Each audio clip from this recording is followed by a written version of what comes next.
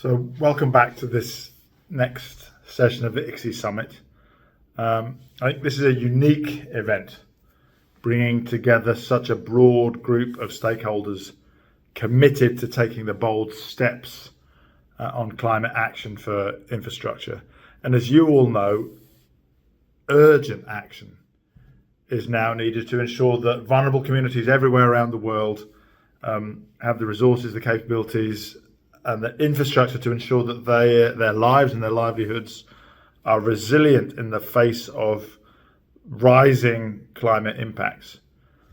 And in fact, we're really at a critical juncture today where we can decide to pursue resilient and sustainable infrastructure today, or we can let the opportunity for timely intervention and bold action pass us by. And of course, we now know that investing in climate resilient infrastructure is not just the right thing to do, it's also the smart thing to do, the economically intelligent thing to do. According to the Global Commission on Adaptation, the benefit to cost ratios range from anything to 2 to 1 to 10 to 1. And those investments bring benefits, including, of course, the protection of communities and nature, the creation of jobs, and the resilience to other economic shocks. And it's been great to see ICSI as one of the Race to Resilience partners committed to supporting our collective goal of increasing the resilience for the 4 billion people most at risk of climate shocks by providing innovative solutions and working in this very multidisciplinary way. You know, I'm particularly pleased that ICSI is bringing together engineers in this. I've often said that engineers are the key problem solvers. I often say that it's engineers and farmers will save the world, because engineers are kind of trained problem solvers and love big complex problems, because that's kind of what they do for a living. And so I think that problem solving nature of engineers in developing and scaling up the solutions we need to implement people-centered, sustainable, resilient infrastructure fit for all communities is going to be more and more in need of the decade to come. But of course, brilliant though engineers are, they can't do it on their own. So we need a lot more of what we call radical collaboration in order to drive systemic change. So it's great to see ICSI bringing together the engineering community with others from cities, infrastructure owners, infrastructure users, who have such an urgent and growing demand for these solutions. And I think this cross-sector collaboration from ICSI is going to be really important in mobilizing systems change to act on climate change under this collective vision of resilient, sustainable infrastructure to transform lives and livelihoods for communities across the globe. And I know that collaboration has been built into ICSI's DNA from the start, and you can see that from the variety of the founding organizations who came together to pursue this shared vision of inspiring greater action and visibility from the engineering community. I'm delighted to see ICSI and all of its members intent on breaking down organizational silos and joining hands in pursuit of a common goal. This is exactly the kind of thing we're trying to, with our role as the UN champions, to encourage more of in driving our resilience breakthrough agenda, with the aim of delivering high impact solutions at scale for the particular challenges that communities face right now, to deliver those systemic improvements in resilience for urban, rural and coastal communities. And we know that those breakthroughs happen when different stakeholders, so business, civil society, cities, investors, research institutions move together in synchrony to support the implementation of high impact solutions in a way that ultimately benefits the whole of society, but particularly vulnerable communities. And I think that kind of collaboration that ICSI is driving goes beyond mere cooperation or coordination to more of an all hands on deck approach that transcends firm, sector, region, and requires a deeper sharing of skills. And in fact, that which requires a deeper understanding and respect for others, and deeper sharing of resources in pursuit of those collective goals. It needs organizations, companies, governments, universities to roll up their sleeves and help unearth and address the challenges that countries, cities and communities are facing, and then bring engineering, investment and policy solutions to play for those kind of durable systemic changes. One of our favourite champions of the environment, Sir David Attenborough, spoke to this point during his address at COP26. He said, if working apart, we are a force powerful enough to destabilise our planet, surely working together, we are powerful enough to save it. I applaud ICSI in championing this approach, and I know that you'll continue to do so by bringing even more partners on board through your Race to Resilience campaign, and I look forward to working with all of you to deliver the breakthroughs we so desperately need. Thank you. Thank you, Nigel, for this very inspiring message, and welcome to the session, the role of guidance and standards in delivering systemic change. So to be truly sustainable, infrastructure must be resilient to disasters and climate impacts. And standards and guidance play a key role in the implementation of these goals, implementation of sustainability and resilience, and to achieve that needed transformative systemic change. In this session, we want to discuss how guidance and standards should change and adapt to drive that systemic change, and to ensure that the way infrastructure is planned, delivered, and managed will change as well to suit the future that lays ahead of us. And we also want to provide some examples of standards and guidance that are being developed or are already developed and are already available to practitioners. And we want to explore the role of knowledge sharing and capacity building in rolling out standards and guidance. So today we have a great lineup of speakers who have all been involved in some way in the development of standards and guidance. It is my pleasure to introduce John Dora, who is a recognized international expert on climate change adaptation standards and sustainable infrastructure asset management, as well as a visiting professor at the University of Surrey. He has 41 years of experience that includes flood risk management, asset management of railway structures. His career in infrastructure has covered research, construction, and maintenance activities. He's an independent consultant and has been advisor to a number of organizations, including the World Bank and the United Nations. He's an accomplished lecturer, designing and delivering courses on sustainability, asset management, and resilience at the Universities of Birmingham, Surrey, and through Climate Sense, where he is a director. We also welcome today the U.S. Army Lieutenant Colonel Brett McCoy, who is an officer at the U.S. Army Corps of Engineers and serves as an academy professor and director of the Center for Innovation and Engineering in the Department of Civil and Mechanical Engineering at the United States Military Academy, USMA, at West Point. In his role, he acts as one of the Army's uniformed scholars, providing leadership and expertise in civil and mechanical engineering research activities across the Academy and its engineering programs.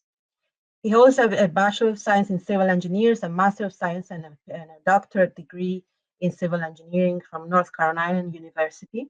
And additionally, serves in leadership in multiple academy and professional service committee, most notably and very relevant to this session, as chair of the American Society of Civil Engineers Sustainable Infrastructure Standard Committee, a national level committee charged with creating and maintaining ASCE 73 standard requirements for sustainable infrastructure.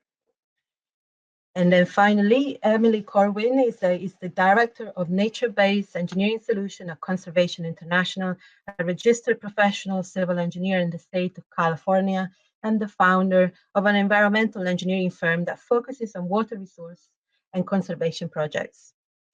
Emily studied hydrology at the University of California, Davis, environmental engineering at the University of California, Berkeley, and currently leads a global green-gray community of practice, representatives from 140 organizations and 400 individual members. She's also a member of the Natural Infrastructure Initiative and the American Society of Civil Engineers Committee on Natural and Resource-Based Infrastructure Systems. So welcome to you all, and thank you for joining us today. We will now have 3 short presentations from all our speakers, and that would be followed by a panel discussion. This session doesn't have an interactive Q&A session, but we encourage you to use the networking lounge to share your thoughts and comments on the topic and keep the conversation going. So time to hear from the speakers, and we will have a short presentation starting with John, followed by Brad, and then Emily. So over to you, John, please. I'm looking at developments here generally in standards, and I'll talk about standards in a minute. And in a world with an uncertain future, I'm thinking there of things like demographic change, population growth, climate change, and other hazards. Humankind has a set of challenges in front of it. And to support humankind and the working of society, we need services that are underpinned by infrastructure, services that are reliable. And when we think of infrastructure, we tend to use long life infrastructure to support society. I'm thinking of things like transport networks, water and energy networks, and the like. Now, in the longer term, in the future, infrastructure needs to be adapted to future needs. Climate adaptation is one of those things. However, being generally complex adaptive systems, infrastructure systems led by people, ingenious people, we can adapt in a sustainable way, given the guidance and will to do so over time. Now, standards help in this whole process by distilling best practice and knowledge into frameworks, working from total system level right down to detail. And I think here of standards like the ISO, the International Standards Organization's ISO 55000, which looks at asset management from top level aims with a line of sight right down to the detail of working on the ground, maintaining infrastructure at the front line, if you like. And also standards like ISO 14001 on environmental management systems that looks at systemic way to manage environmental impacts from organizations.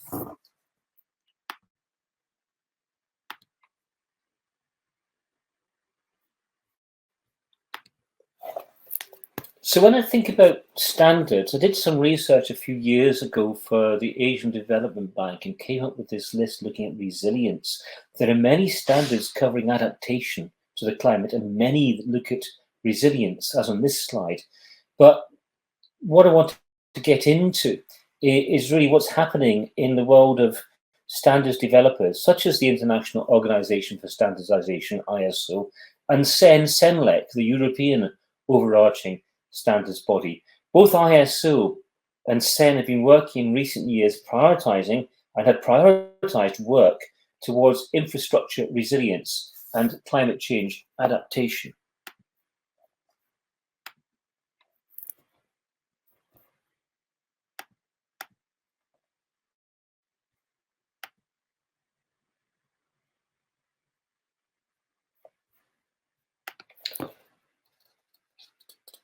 This slide here illustrates how in Europe, on the left, CEN-CENELEC has worked on producing guidelines for standards writers, and there's a link in there to these guidelines on how to modify standards to take into account the future climate.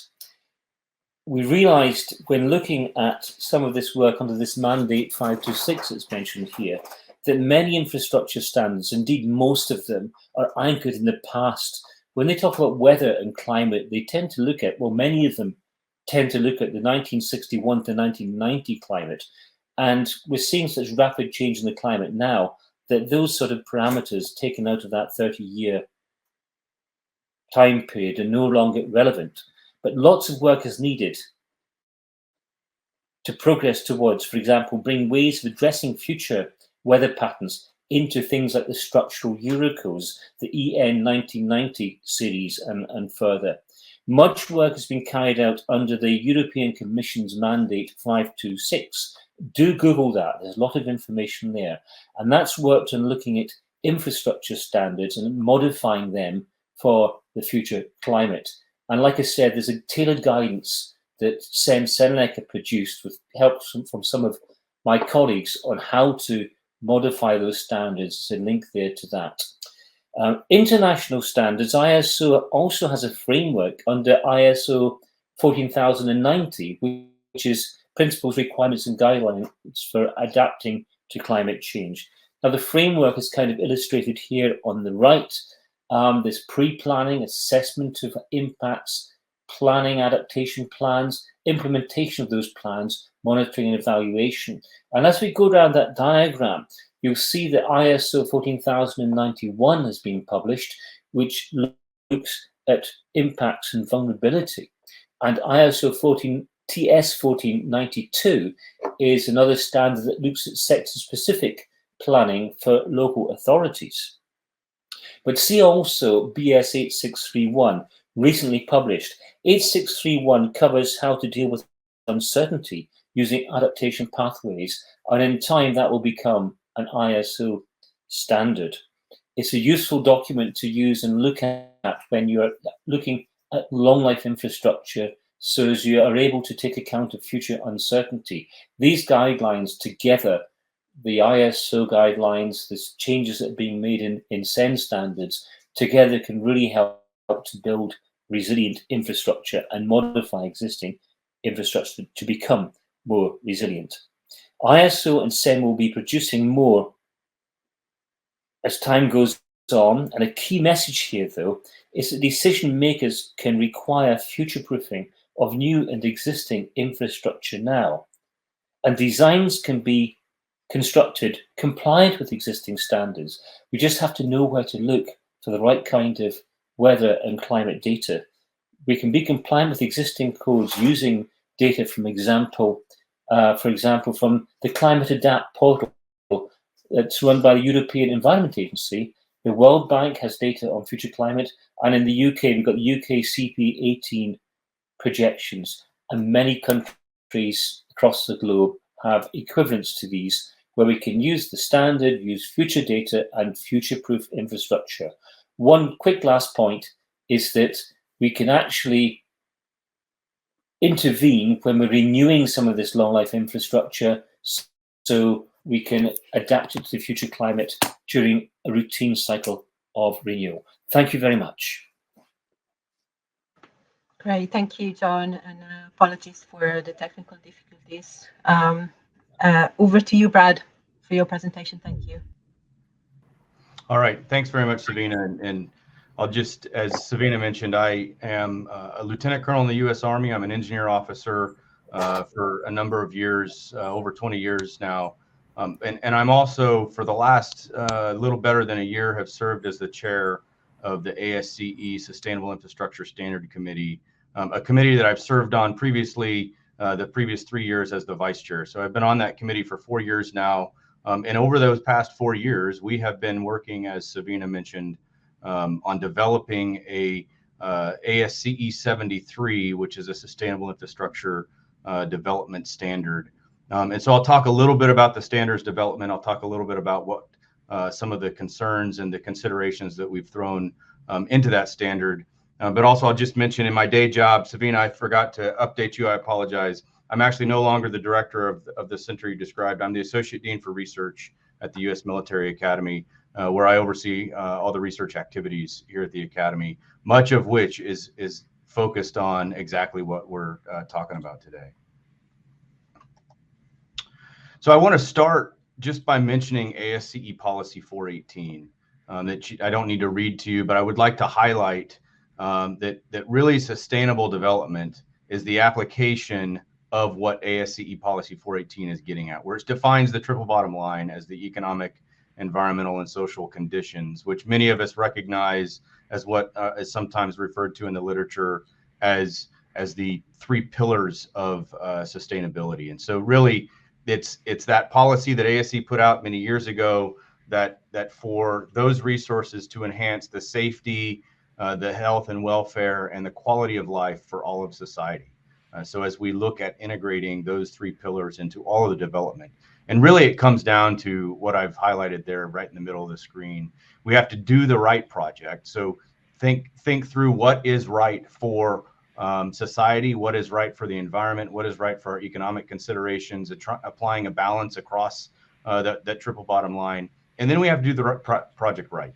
And so the doing the project right piece can only come after we have selected the right project. And so those are kind of the two guiding principles, if you will, as we've worked over the last 4 years to develop ICSI 73, which is not yet published. It is still going through the public comment period and the balloting so that we can get that standard published, hopefully within the next several months. But it's taken a while. And a few things, as was mentioned in the early intro for this session, the cost benefit of sustainable infrastructure is at 2 to 1 or as high as 10 to 1. And I will say that's only if we consider life cycle costs.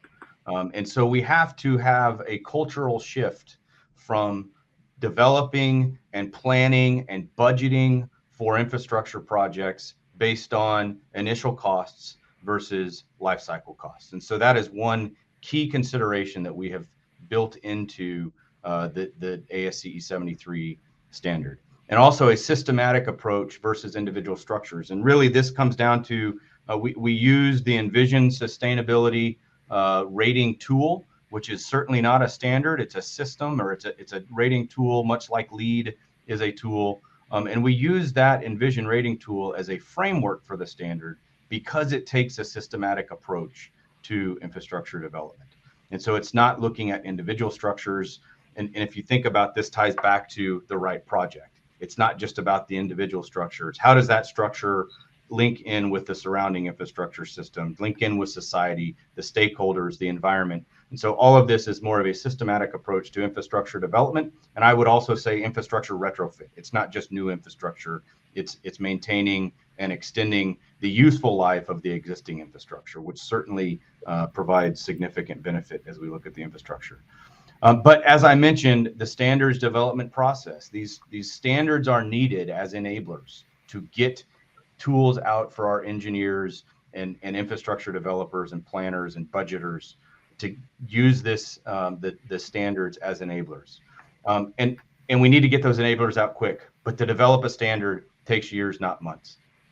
It is developed by consensus committee. That committee has to be balanced. If any of you have worked on standards committees, you know that the balance has to be maintained or you can't conduct business. And so that balance is across all of those key stakeholders that will be using the standard, employing the standards. And then the consensus has to be achieved. And so oftentimes that takes time, and it takes time to do the research to figure out what we need to put into the standard and pull everybody's expertise into that. And then when you've developed the standard, you get a draft and you send it out to public comment and you see where you sit. And then you hear the public comments and you work on developing a consensus to include the public comments. And so this is really a process that takes years, not months, but we need something in the meantime. And this is where we have to rely on these guiding principles and education.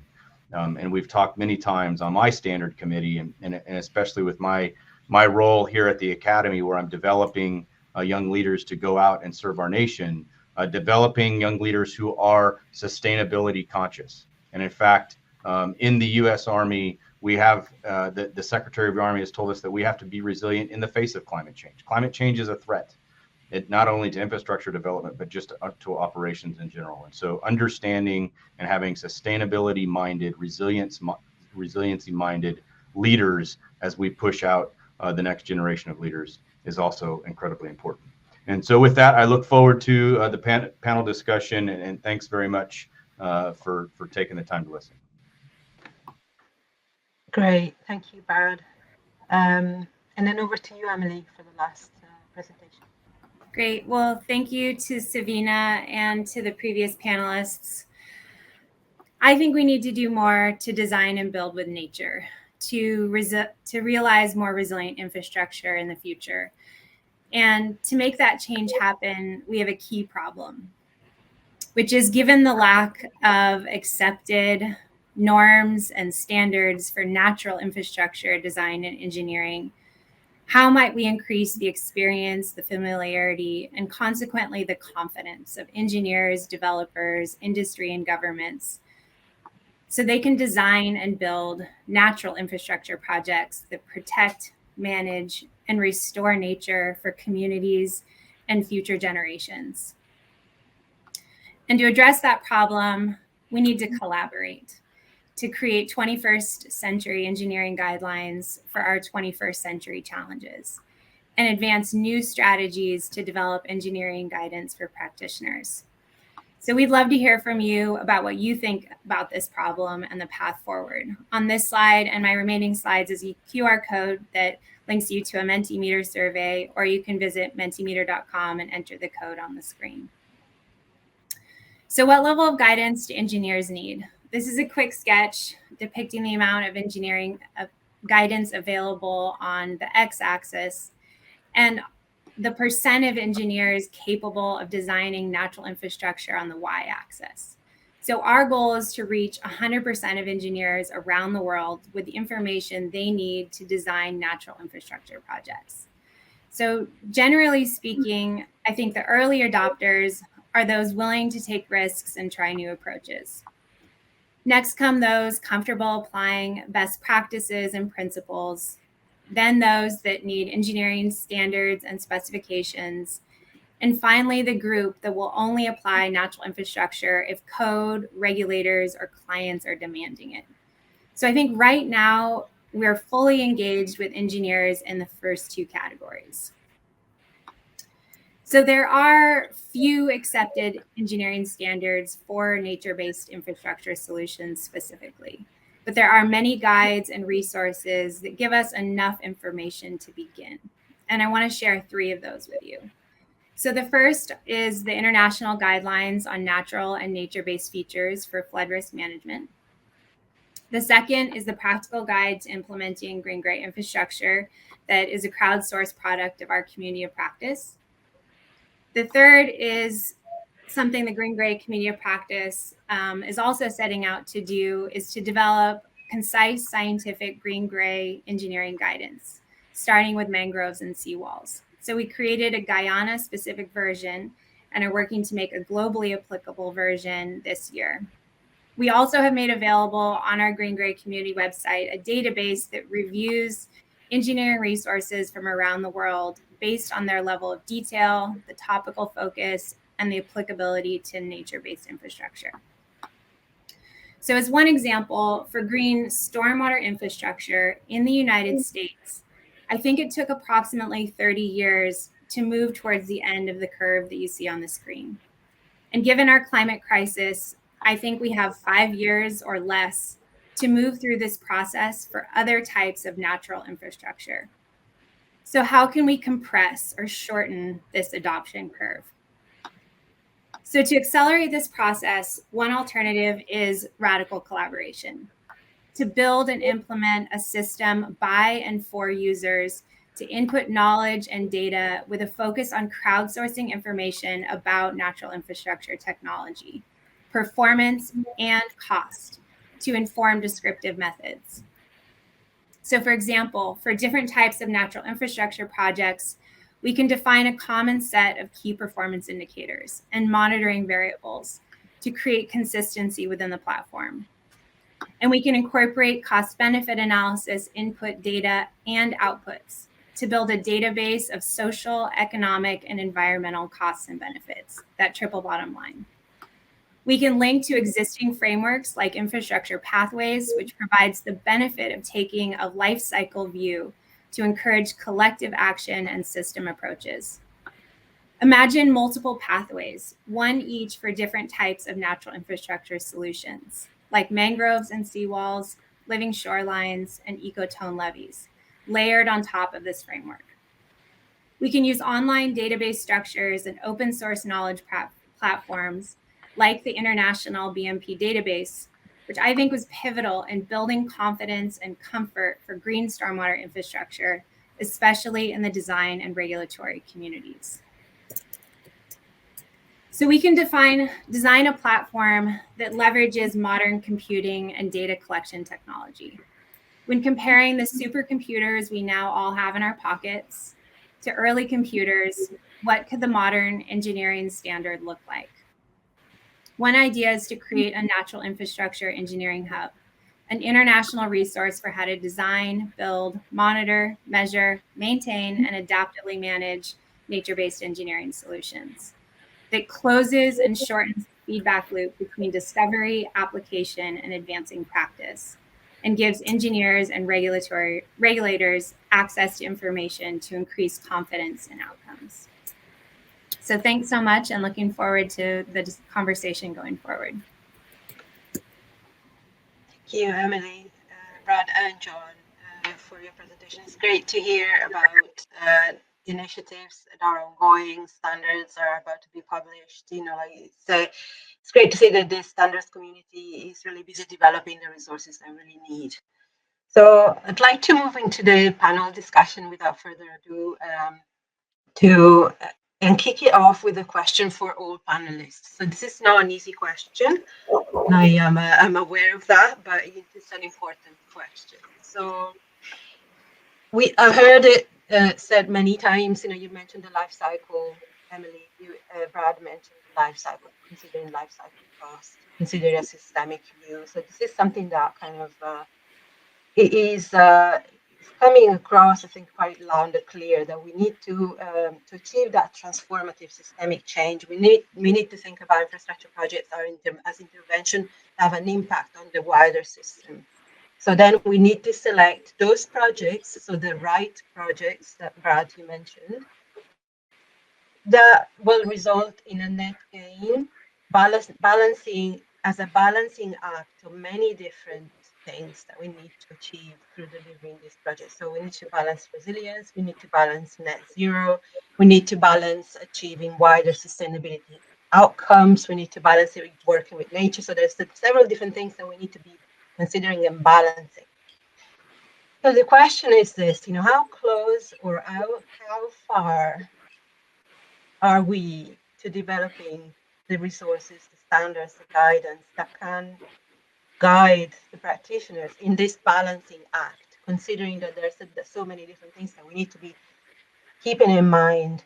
And can you give an example, if you have one, of a resource or an initiative that you would recommend to the audience as an exemplar or as something that takes systemic considerations into account? So big question, but I'm looking forward to hearing your thoughts.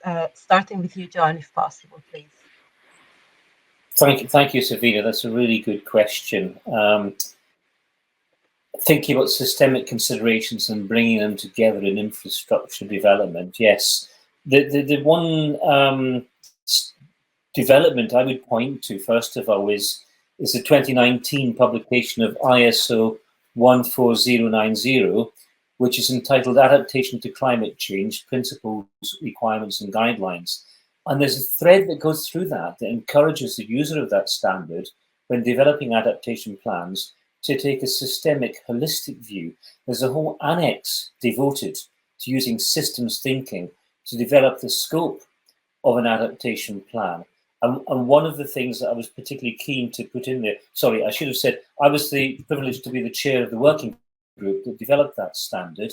And one of the things I was keen to put into that sort of annex was to point organizations that use that standard, that are doing adaptation planning, to think outside of what exactly they manage themselves. So a transport system will require its own resources to maintain and manage itself, but it also requires external resources through the supply chain, fuel, energy, those sorts of things. So ISO 14090 talks about using a system thinking tool or systems thinking to develop its scope. And I think that's a useful way of looking at things. Elsewhere in the document, there's guidelines asking organizations to look at how their adaptation plan fits in with policy requirements that come out of things like the Paris Agreement and the Sustainable Development Goals, but also more local initiatives like national adaptation plans. That's probably a key thing to pick up, Savina. Thank you. All right, thanks, John. Emily, have you got any further points? Yeah, thank you. So I think equity and justice are two things that are central to truly achieving transformative and systematic change. And we historically in the infrastructure and engineering community, I think, haven't done an honest job of integrating equity and justice into infrastructure planning, design, and implementation. And I really think we're just at the beginning of developing standards and guidance for how to develop socially inclusive infrastructure. So I want to recommend a webinar series that's actually from the San Francisco section of the United States Army Corps of Engineers. It's called Bridging the Gap, Flood Resilience for the Whole Community. And the facilitators are doing a really wonderful job discussing topics of environmental justice and social vulnerability, and the role and really the opportunity that we have as designers and engineers to integrate these topics into our work as a means of realizing transformative change. Right, great. Thank you, Emily. And Brad, any last? Yeah, that's perfect. What Emily just said, obviously, that you know, that with the USACE Bridging the Gap, I'm familiar with that. And I'll just add to that. I think, you know, the standard that we've been working on includes that social equity in it. As mentioned, we use the Envision framework, which has society as part of that and how the infrastructure interacts with that. So that's a piece of it. I'm not saying that we've got it right. When we get the standard out on the street, I'm sure we'll get feedback and it will get better. But the Bridging the Gap webinar series, what I do here at the Academy, education is a significant piece of this, and transformative change, right, also has to have the education that underpins it. So that we are developing the next generation to fully understand that, and they're really the driving force behind this as we come into that, into what is infrastructure development, you know, 20 to 30 years from now. And I'll just mention, if we go back 20 years to when electric vehicles were just being talked about, and I may not be exactly correct on the 20 years, but not long ago, electric vehicles were not nearly as prevalent as they are now. And we have progressed educationally and as an industry where if you are a mechanical engineer graduating from an undergraduate institution right now, and your mechanical engineering program does not have electric engines as part of that, you don't have a job in the automotive industry. And we don't have to go back very far where that simply wasn't the case. And so I think we also need to not forget, as we work on this transformative change, that we have to drive this shift in our culture and the industry, but we also have to support that with the education to bring that expertise in that we desperately need.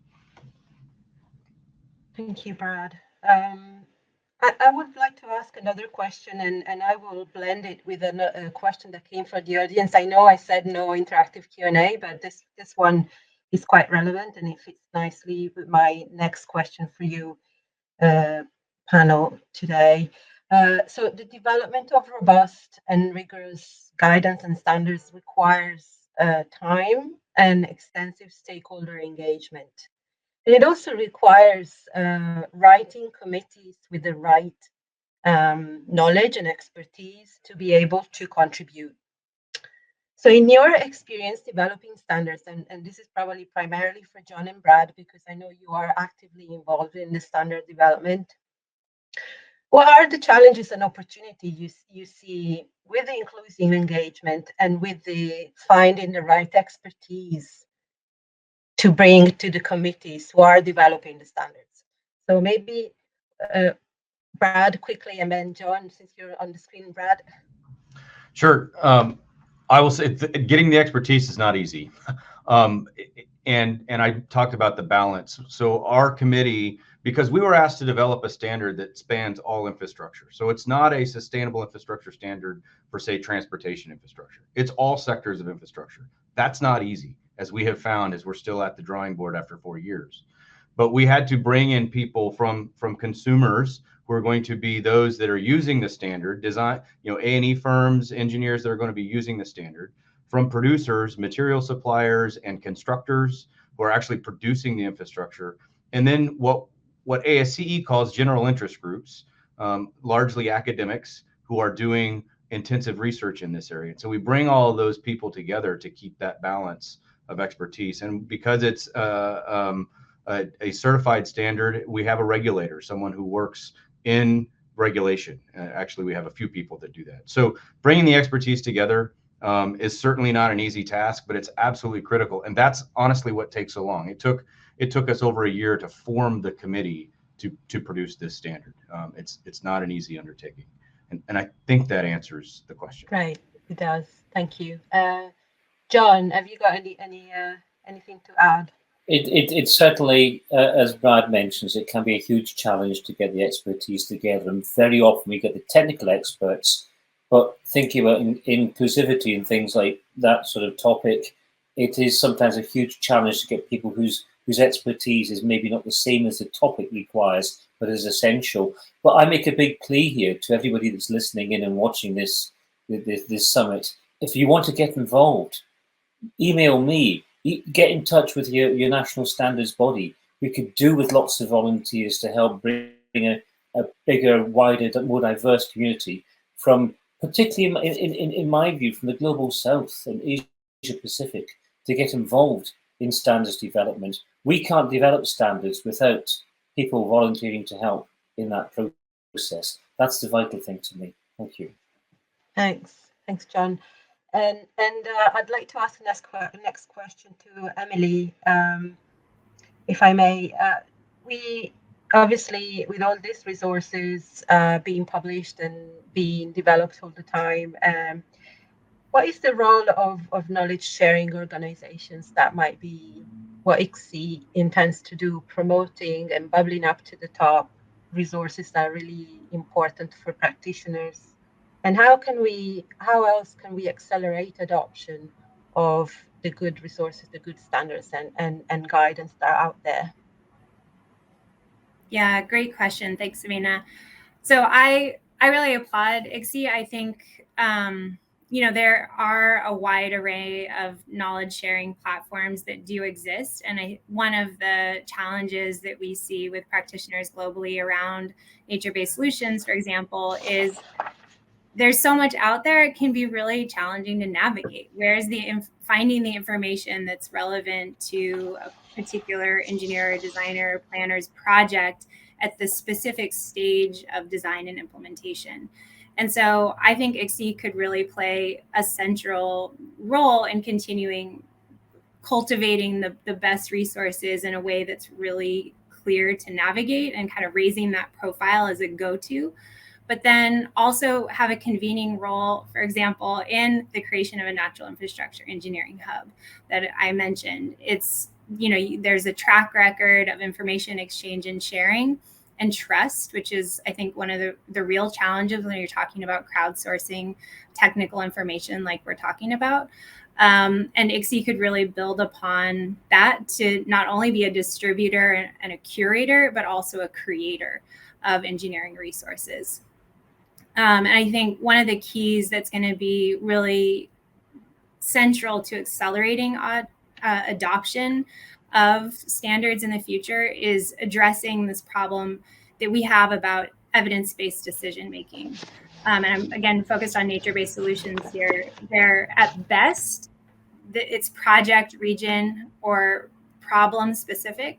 And at worst, it's non-existent or proprietary. So we really do need organizations like ICSI to be a part of breaking those silos and enabling the radical collaboration that we need to accelerate the process in the time that the climate crisis demands. Great.